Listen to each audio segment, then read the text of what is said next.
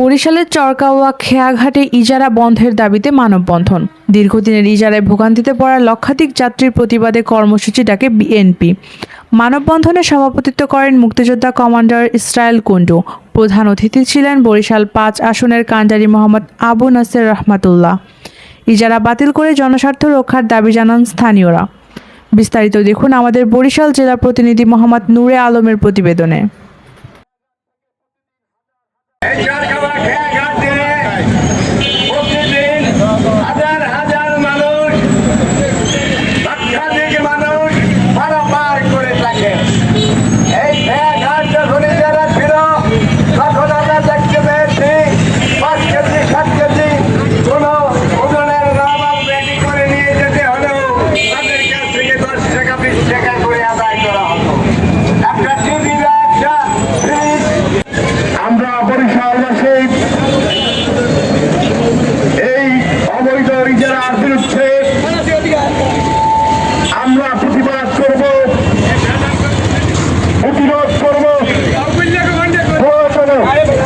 বরিশালবাসীকে সাথে নিয়ে বৃহত্তর আন্দোলনে আমরা